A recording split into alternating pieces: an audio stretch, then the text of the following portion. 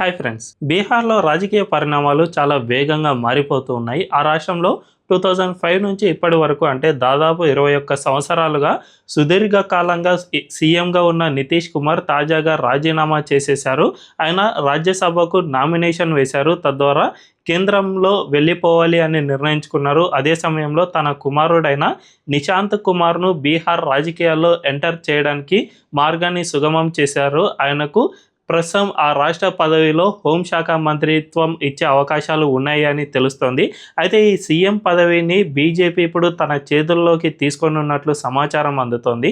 మరి ఇప్పటి వరకు సీఎంగా ఉన్న నితీష్ కుమార్ ఉన్నట్టుండి ఆ పదవిని ఎందుకు వదులుకున్నారు? అంతేకాకుండా ప్రస్తుతం రాష్ట్రంలో ఆ పార్టీ చాలా బలంగానే ఉంది. నితీష్ కుమార్ ఇటీవలే గెలుపొంది వచ్చారు కాబట్టి ఆయనే పూర్తి కాలం సీఎంగా ఉంటారు అనుకున్న నేపథ్యంలో ఉన్నట్టుండి పదవి నుంచి దిగిపోవడానికి ప్రధాన కారణం ఏంటి?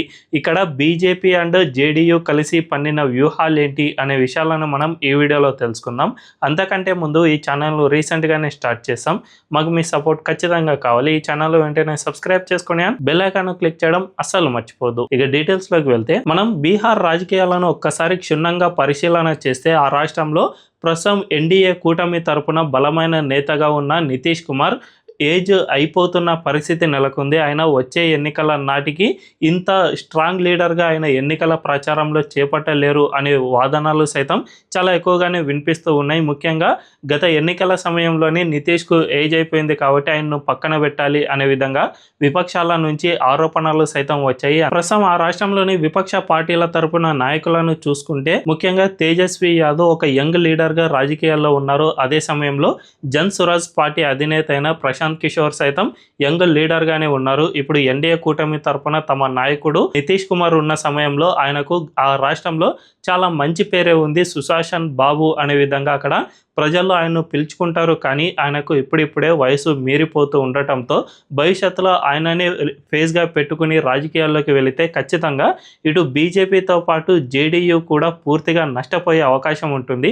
అయితే నితీష్ కుమార్ ఇన్నాళ్ళు చేసిన ఒక మంచి పని ఏమిటంటే ఆయన తన కుమారుడు నిశాంత్ కుమార్ను ఇన్నాళ్ళు రాజకీయాల్లోకి తీసుకురాలేదు. జనరల్గా కుటుంబ పార్టీలు అంటే వెంటనే అంటే తండ్రి సీఎంగా ఉన్న సమయంలోనే కుమారుడికి మంత్రి పదవి ఇచ్చి అతన్ని ఎన్నికల్లో చాలా ఎక్కువగా తిప్పుతూ ఉంటారు. ఆ రాష్ట్రంలో ఒక లీడర్గా ఎంపిక చేస్తూ ఉంటారు. కానీ నితీష్ కుమార్ మాత్రం అలా అస్సలు చేయలేదు. తాను రాజకీయాల్లో యాక్టివ్గా ఉన్నంత వరకు తన కుమారుడిని అస్సలు తీసుకురాలేదు. రీసెంట్గా ఎన్నికల సమయంలో మాత్రమే అతన్ని బయటికి తీసుకొచ్చారు. ప్రస్తుతం నితీష్ కుమార్ తన సీఎం పదవిని వదులుకున్న తర్వాత మాత్రమే అతని కుమారుడికి హోంశాఖ మంత్రి ఇస్తున్నారు అని వార్తలు వస్తూ ఉన్నాయి. కాబట్టి ఖచ్చితంగా నితీష్ కుమార్ కుటుంబ రాజకీయాలను నడపాలి అని ఎక్కడా కూడా ఆయన భావించలేదు. అందులో భాగంగానే ఆయన కుమారుడికి ఎక్కడా కూడా మంత్రి పదవి అనేది అస్సలు ఇవ్వలేదు. ప్రస్తుతానికి నిశాంత్ కుమార్ హోంశాఖ మంత్రిగా ఎంపిక అయినా కూడా ఆయన రాష్ట్రంలో ఒక రాజకీయ నాయకుడిగా అంటే నితీష్ కుమార్ స్థాయికి ఎదగాలి అండ్ ప్రజల్లో ఆయన స్థాయిలో అభిమానాన్ని పొందాలి అంటే అందుకు చాలా సమయమే పట్టే అవకాశం ఉంటుంది. జనరల్గా మన రాజకీయాల్లో యూత్ లీడర్స్ పెనట్రేట్ అవుతున్న సమయంలో వచ్చే సమస్య ఇది. పవన్ కళ్యాణ్ ఏపీలో 2014లో రాజకీయాల్లోకి వచ్చారు. ఆయన ఒక నాయకుడిగా అండ్ ఒక రాష్ట్ర ప్రభుత్వంలో కీలక పదవి వచ్చేందుకు 2024 వరకు టైం పట్టింది. అంటే దాదాపు 10 సంవత్సరాలు. ఏపీ అండ్ తెలంగాణ రాష్ట్రాల్లో పవన్ కళ్యాణ్కు ఉన్నంత సినిమా క్రేజ్ ఏ ఒక్క హీరోకు లేదు. అలాంటి వ్యక్తికే దాదాపు 10 సంవత్సరాల టైం పట్టింది అంటే మన దేశ రాజకీయాల్లో ప్రజలు చాలా ఎక్కువ మందే ఉంటారు. ఇతర దేశాల్లో జనసాంద్రత తక్కువ కాబట్టి అక్కడ చాలా ఈజీగా పెనట్రేట్ కావచ్చు. కానీ మన దేశ రాజకీయాలను మనం ఒక్కసారి పరిశీలన చేస్తే యావత్ దేశవ్యాప్తంగా ఈ ప్రభావం రావాలి అంటే దాదాపు ఇంత సమయం పట్టే అవకాశం ఉంది. సో మొత్తంగా చూసుకుంటే ఇప్పుడు నిశాంత్ కుమార్ రాష్ట్ర రాజకీయాల్లో ఎదగాలి అంటే దాదాపు ఇంకా చాలా ఎక్కువగానే టైం పట్టే అవకాశం ఉంది. ఆ మధ్య కాలంలో ఇటు బీజేపీ తరఫున అటు జేడీయూ తరఫున ఏ ఒక్క నాయకుడు కూడా నితీష్ కుమార్కు తగ్గ లీడర్ అసలు లేరనే చెప్పుకోవాలి. సో ఇప్పుడు కనుక నితీష్ కుమార్ను పక్కకి జరిగితే ఆ స్థానంలో మొట్టమొదటిసారి బీజేపీ తన సీఎం అభ్యర్థిని ముందుకు తీసుకొచ్చే అవకాశం ఉంటుంది. ముఖ్యంగా మనం యూపీని ఒక్కసారి పరిశీలన చేస్తే 2017 ముందు వరకు ఆ రాష్ట్రంలో ఒక స్ట్రాంగ్ ఫేస్ అనేది లేదు. మోదీ అండ్ అమిత్ షా వీళ్ళ ఫేస్ మీదే ఆ రాష్ట్రంలో ఎన్నికలు జరిగాయి. 2017లో పార్టీ గెలుపొందింది. వెంటనే రాష్ట్రానికి సీఎంగా యోగి ఆదిత్యనాథ్ ఫేస్ను బయటికి తీసుకువచ్చారు. ఆయనను ఎంపీగా చేసినప్పుడు ఆయన అంతగా పని చేస్తారా, జస్ట్ ఒక ఎంపీగా మాత్రమే అంతకు ముందు ఉన్నారు కదా, అలాంటి యోగిని సీఎం చేయడం వెనుక కారణం ఏంటి అని చాలామంది అప్పట్లోనే భావించారు. కానీ ఆ తర్వాత యోగి పాలన చూసుకుంటే ఇప్పుడు దేశంలో ఏ ఒక్క నాయకుడికి లేనంత ఫాలోయింగ్ మోదీ తర్వాత యోగికి ఎక్కువగా ఉంది అని చాలామంది విశ్లేషకులు సైతం అంగీకారం వ్యక్తం చేస్తూ ఉన్నారు.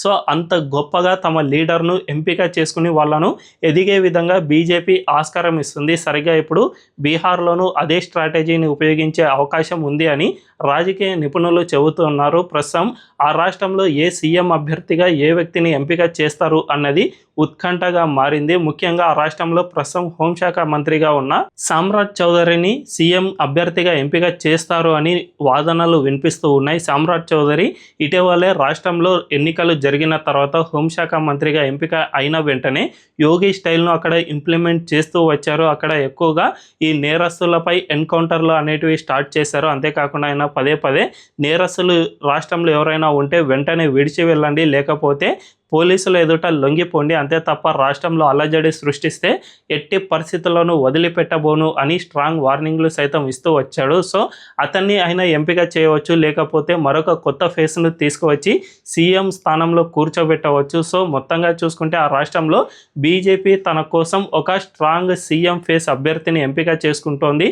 ఈ అభ్యర్థే ఇటు జేడీయూకు కూడా కలిసి వచ్చే అవకాశం ఉంది. నితీష్ కుమార్ ఎలాగో ఉంటారు కాబట్టి ఆయన ఫేస్తో పాటు ఈ స్ట్రాంగ్ సీఎం ఫేస్ను ముందుకు తీసుకువెళ్తే ఖచ్చితంగా నెక్స్ట్ జరగబోయే 2030 ఎన్నికల్లోగా ఈ రెండు పార్టీలకు ఒక సీఎం అభ్యర్థి దొరుకుతాడు. తద్వారా ఆ రాష్ట్ర ప్రజల్లో మళ్ళీ గెలుపొందేందుకు అవకాశం ఏర్పడుతుంది. లేకపోతే ఇలాగే ఉండిపోతే ఖచ్చితంగా రెండు పార్టీలు పూర్తిగా నష్టపోయే అవకాశం ఉంది అని అమిత్ షా ముందుగానే గుర్తించారు. అందువల్లనే ఈ విషయాన్ని సీఎంగా ఉన్న నితీష్ కుమార్కు చెప్పి మరీ ఒప్పించారు.